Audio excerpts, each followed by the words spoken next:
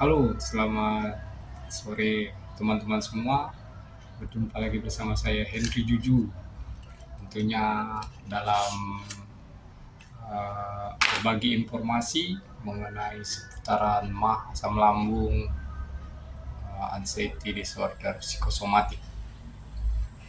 Jadi ceritanya saya ini adalah penyintas atau penderita yang telah jauh lebih baik dalam keadaan sekarang. Saya tidak mau mengklaim bahwa saya sembuh 100% seperti teman-teman yang lain yang merasa sudah betul-betul sembuh dan sensasinya itu bagus sekali.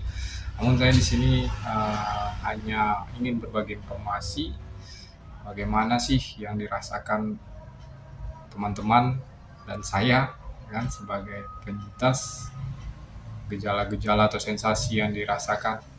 Ya, saya cerita sedikit dulu awal kisah saya terkena hal ini. Jadi sekitaran tahun 2022 di pertengahan itu saya sudah merasakan gejala asam lambung. Kayak itu saya coba minum Milanta, sembuh. Cuman berbentuk Milanta atau Proma begitu lah, tapi yang cair ya gitu. Nah, waktu itu lambung saya merasa nyeri. Oke, sembuh. Selang jalan bulan 8, itu kejadian di bulan-bulan 6 atau bulan 5 begitu, 2022. Ya, jadi bulan 8 ada kilas balik dalam kehidupan saya. Waktu itu eh, kebetulan memang Tuhan punya rencana, bapak mertua saya meninggal. Terus di bulan 8 itu saya harus pulang. Ketika itu saya kerja di Manado. Ya, untuk informasi teman-teman, saya juga dulu bekerja di perusahaan farmasi, ya, yang mengenai obat-obatan. Ya. Setelah itu eh, saya pulang kampung. Ketika itu saya kerja di Manado. Saya pulang ke eh, Pekanbaru, Riau kan. Pulang ke Pekanbaru dengan meninggalkan pekerjaan yang lama, karena di posisi di Riau sendiri tidak ada tempat yang kosong dengan posisi yang sama dengan saya itu. Tidak apa-apa, saya berkomitmen dengan istri. Saya berpikir pekerjaan masih bisa dicari, orang tua kan tidak bisa dicari lagi kan gitu, orang tua tidak bisa diganti kan gitu. Nah, singkat cerita saya pulang. Di bulan 2 ada acara keluarga, akhir bulan 1 atau bulan 2 begitu, di 2023. Ada kejadian. Jadi saya ke ketimpa batu bata begitu, teman-teman. Batu bata, jahit 2 nih di sini. Wah. Nah, saya dikasih obat asam efenamat. Ternyata itulah pemicu awalnya. Ya, hantam itu lambung saya tahu itu dengan kondisi gaya hidup saya yang lama, saya paling kuat ngopi ya kan. Ngopi bisa sampai 4 gelas sehari, ngopi hitam sama rokok ya kan. Embuh tung ya kan, kena ke lambung. Wah, saya bingung. Saya nggak pernah ada riwayat lambung, paling cuma nyeri sedikit waktu awal-awal pertengahan bulan 2022 dulu kan begitu. Nah, setelah itu sudah pergi lagi ke dokter yang menangani saya waktu itu. Dia kasih PPI ya, protopam inhibitor teman-teman ya, itu untuk obat lambung ya, untuk menekan penyebaran asam di dalam lambung kita. Itu asam itu kan disebarkan oleh pompa ya kan, pompa di lambung kita. Sudah agak mendingan, saya udah stop itu minum asam efenamatnya. Jalan 1 minggu teman-teman, ternyata luar biasa. Jalan 1 minggu kambuh lagi. Nah, pikir ngeri sekali ya kan.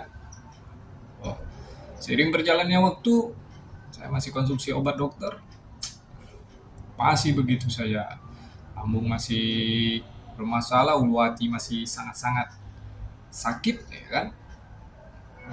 kayak apa ya, bukan mengganjal, tapi kalau waktu itu nyeri, betul-betul nyeri. Sampai untuk duduk aja sesak waktu itu kan. Seiring berjalannya waktu, udah hampir 1 bulan, kepala udah dibuka. Waktu itu jahitannya udah normal semua. Saya CT scan kepala aman, tidak ada masalah. Karena saya juga cemas kan waktu itu.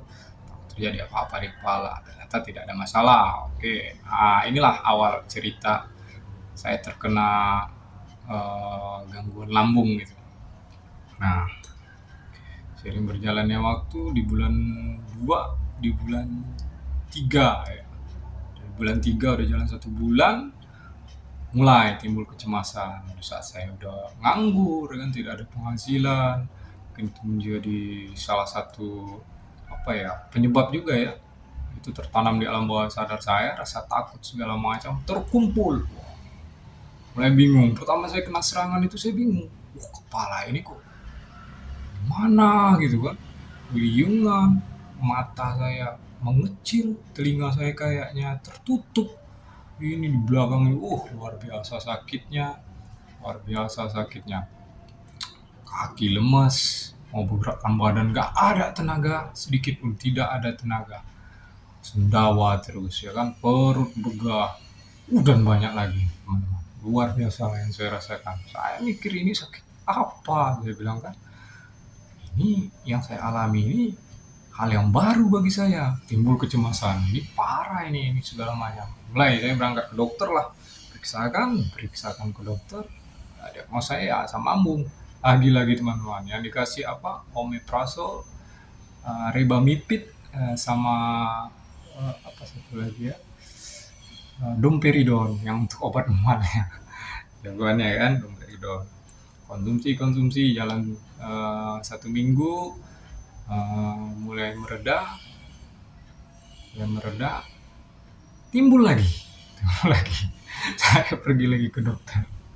Saya bilang gini, gimana nih dok? Saya bilang, ya dokternya bilang bapak jangan banyak pikiran nih segala macam. Nah, seperti itu, ya kan? Ya sudah, saya dikasih resep lagi, lanjutin dengan obatnya tadi. Ya. Nah, jalan 1 bulan lah, kalau nggak salah itu di bulan-bulan akhir bulan 3 itu, hampir 1 bulan. Saya bilang udah hampir 1 bulan saya makan obat cuman begini-begini saja ya kan, badan nggak berubah. Satu kali dibawa istri ke pasar, nemenin dia kan untuk kegiatan aktivitas daripada di rumah terus. Waduh, saya lihat orang itu aneh padahal yang aneh saya ya kan. Saya rasa dunia ini bergoncang, berputar kayak mana ya, kayak di atas lautan. Ngeri lah pokoknya sensasi ya, naik motor itu takut jatuh. Pokoknya orang tuh salah ya. Sebetulnya kalau saya ingat-ingat lagi itu bukan orang yang salah, kita yang salah sebetulnya. Kita yang dalam keadaan tidak normal. Memang orang lain menganggap saya sehat sebetulnya, tidak ada masalah, tidak ada apa-apa yang terjadi. Mereka pikir gitu. Nah, yang lucunya kalau keluarga datang itu saya takut berlama-lama ngobrol. Karena apa ya? Karena konsentrasi saya nggak ada, fokus saya nggak ada, takut saya nggak nyambung kalau ngobrol. Nah, itu tadi. Sering berjalannya waktu, eh, 1 bulan, hampir 1 bulan lebih, saya hentikanlah semua obat kimia. Udah nggak ada lagi. Ya, saya mulai mencari tahu, eh, berpikir positif saja. Ini mungkin cara Tuhan mengingat hambanya yang uh, mungkin sudah mulai lalai dengan Sang Penciptanya. Saya mulai mendekatkan diri pada Tuhan. Waktu itu saya mulai baca-baca Alkitab. Ya, kebetulan saya Nasrani ya. Saya mulai nyanyi rohani gitu. Memang kalau saya ibadah, saya rajin ibadah, bukan rajin, saya setiap hari Minggu bisa dipastikan. Kalau tidak ada halangan yang mendesak sekali, yang urgent sekali, saya tetap pergi ke gereja. Nah, itu singkat cerita, istri saya bilang sama saya, sebetulnya apa yang kamu rasakan? Saya udah ceritain semuanya, sensasi seperti apa. Dia juga bingung, ini sakit apa? Sampai dia bilang, ayo ke dokter lagi. cek lagi nih, cek lagi setelah saya berhenti nggak mau ke dokter lagi, saya pergi lagi tuh sekitaran bulan 4 gitu, cek lagi, cek lagi, kasih obat lagi. Asam lambung, masih dibilang asam lambung karena terlalu banyak pikiran ya kan. Nah, dikasih lagi obat PPI lagi, omeprazol lagi ya kan. Saat itu saya pulang tidak ada perubahan. Mulailah saya cerita-cerita ya kan, ngobrol-ngobrol sama keluarga-keluarga yang dekat nih di kampung kan, di rumah mertua gitu. Apa sih herbal yang baik? Oh, sekarang mikirnya herbal tuh waktu itu kan. Apa sih yang kita konsumsi waktu itu? Mulailah cerita-cerita, ada yang bilang eh, tepung kanji ya kan, 3 kali sehari gitu. Saya konsumsi hampir 2 minggu, hampir 2 minggu tuh konsumsi rutin, pagi siang malam gitu. Setelah itu berjalan, memang perubahannya kecil ya, ada tapi perubahannya kecil, sensasi masih tetap gitu, 24 jam sensasinya. Yang paling parah itu memang betul-betul keliengan, itu pada luar biasa memang. Saya pikir udah kacau ini ya kan, nggak ada efek ya kan, nggak kita jalankan nih tepung kanjinya.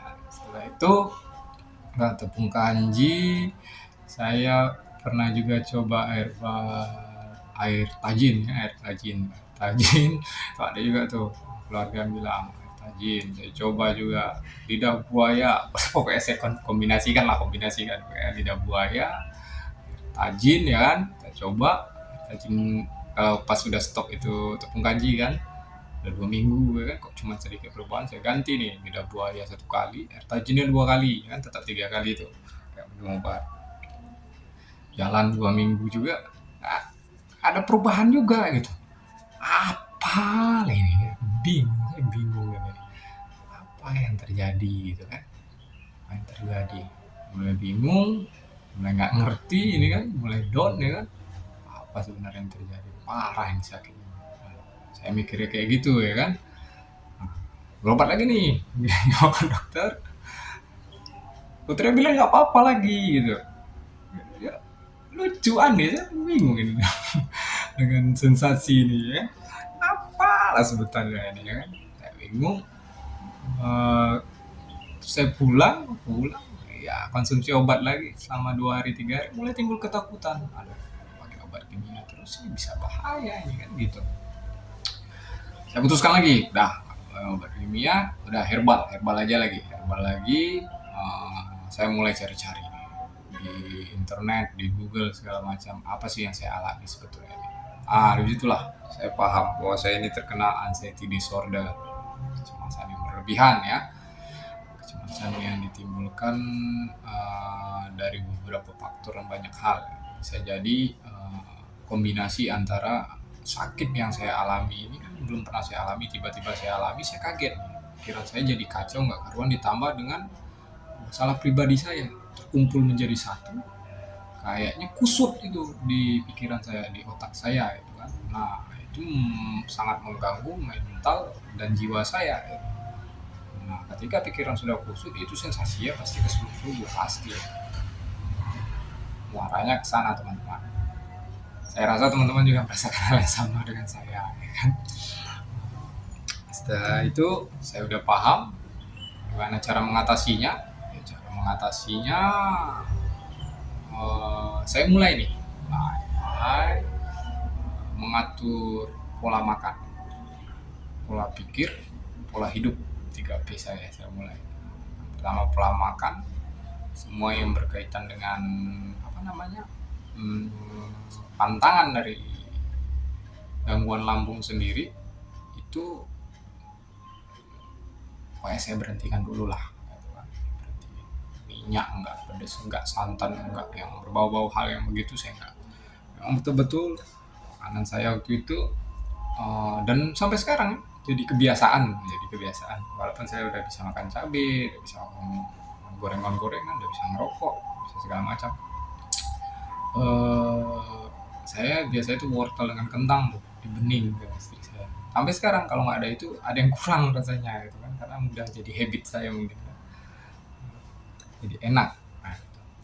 Nah, itu luar biasa saya jaga. Nah, pola hidup yang biasanya begadang segala macam ya kan, telat tidur biasanya kan, gitu. Hmm. Itu saya atur tidur baik-baik, atur tidur baik-baik. Karena saking pengennya ingin sembuh. Setelah itu, yang paling susah saya atur itu ya pola pikir. Pola pikir, pikir yang sangat mengganggu. Ya itulah pengalaman saya waktu itu sampai saya menemukan pola 3P tadi, untuk proses kesembuhan saya waktu itu.